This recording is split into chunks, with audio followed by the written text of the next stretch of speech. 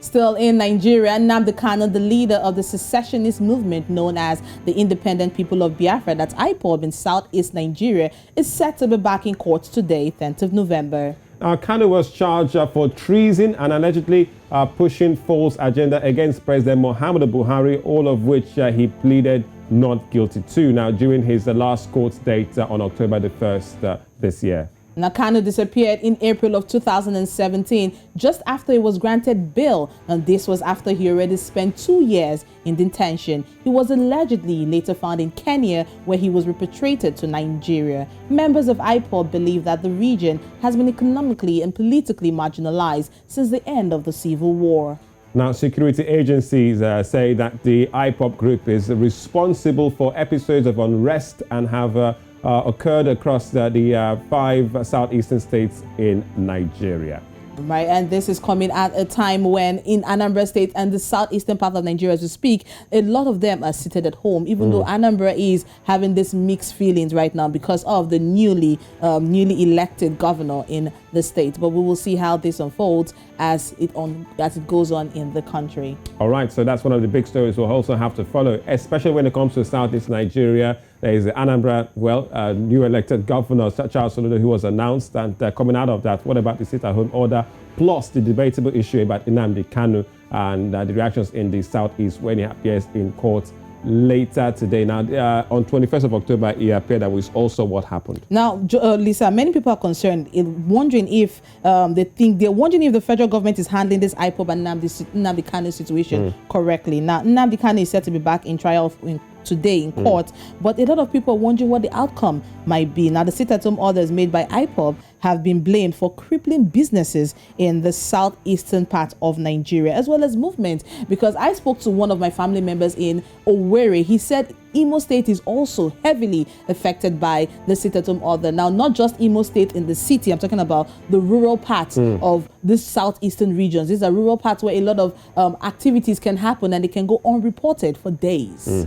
So that is the big issue right now. So it's beyond us, Imo or Anambra. You also have Enugu. Right. You also have Ebonyi State. You also have Apear State in there too. How will the reactions be when he appears in court? And the last time we saw Nnamdi Kanu appearing in court, there's always this, big, not just a media scrum, but also a popular scrum outside. You have IPOB members, the security agencies outside the court. The situation tends to be a bit, tensed. Outside the courts, and you have security agencies that people are trying to make sure that everything goes on smooth and well. He appeared in court last time, which means know how he'll be produced again today to appear before the court. And let's also not forget the last time he appeared in court, some of his lawyers, we had one of his lawyers here in the studio who was talking about his state of health. Now, they were complaining and they were worried about this look because he was looking fragile. And they also asked the judge to allow his own personal doctor to come and attend to him. Let's also not forget that one of the senators in Anambra State was not given approval to come and see him when they tried to go and see Nnamdi Kanu. So as we speak, as at the last time he appeared in court, we had the judge gave order that 2 more people should be allowed to see him about 2 or 3 times in a week. But it seems we have a human rights lawyer, Festus Ogun, who is joining us on the program concerning this particular story. Good morning, Festus. Now, many people are concerned. Do you think the federal government is handling the IPOB and Nnamdi situation correctly? Thank you very much for having me. When we look at the scenarios surrounding the whole IPOB saga and the Nnamdi Kanu's abduction and subsequent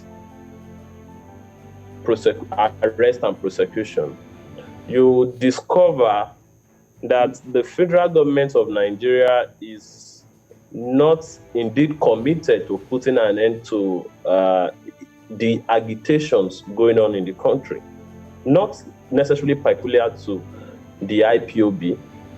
Equally, the issues of the Yoruba nation's agitators, and even down there in the north, we still have some agitators down there.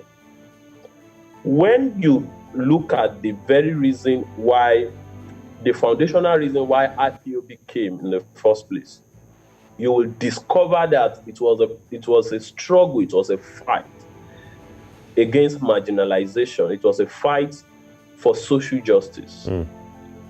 All right. Festus, sorry to cut you up there. You're a human rights lawyer. You even mentioned Nnamdi Kanu's, in your words, abduction. He's going to be appearing in court again today. Based on his rights, do you think the federal government will clearly have a good standing by the time his legal team puts cases before them? There's issues about his health, or perhaps the people who get to see him. From a rights perspective, is Nnamdi Kanu likely to get off the hook, perhaps, if it gets botched by the federal government and how they are handling the case?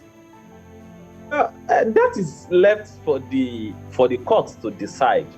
But definitely, as a citizen of Nigeria, as a human being, I think he is entitled, whatever the case may be, to some basic human rights. He has to enjoy some basic human rights. But those are not the issue. The basic issue is that should the arrest and prosecution have happened in the first place, should it have happened? That is a question begging for answer. The struggle against marginalization, social injustice cannot be solved by prosecution. It is an existential question that borders on the very foundation of our country. You cannot solve issues relating to social justice with violence, with prosecution, with violence. If the federal government can have its temerity to invite and negotiate with bandits and Boko Haram terrorists, I do not think the proper thing for the federal government of Nigeria to do is to prosecute or persecute Nnamdi Kanu. I think what is appropriate. But Festus, he's been charged with treason. Well, this is not the first time people will be charged with treason. Omo Eleshure was charged with treason for merely demanding a better country. And we equally have cases like that.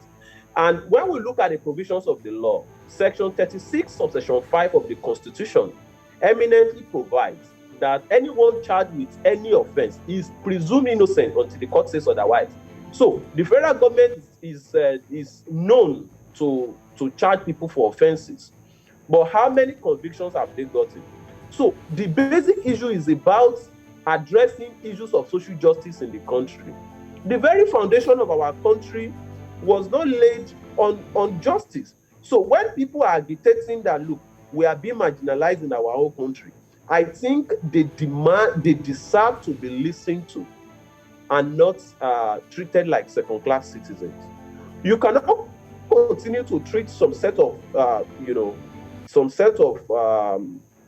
terrorists, some set of bandits like princes, giving them princely treatment, while some set of agitators are treated like a second-class citizen. I think it is not acceptable, and that is the reason why we see different agitations on a daily basis.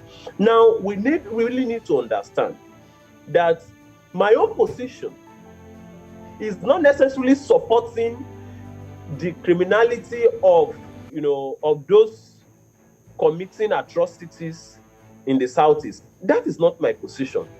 I condemn that in strongest terms. I'm strongly against any form of vandalism, violence, and criminality. But what I'm saying is that the issue could have been managed better. If we have a people fighting for social justice, demanding better life, saying, look, we have been marginalized right now in our own country, I do not think treating them like second-class citizens, treating them with contempt is the best thing to be done. I think these issues can... Well, we will just wait and see what happens at the end of today, because he will be appearing before the judge in Abuja this morning. But thank you so much, Festus Ogun, human rights lawyer, for joining us on the program. It's my pleasure.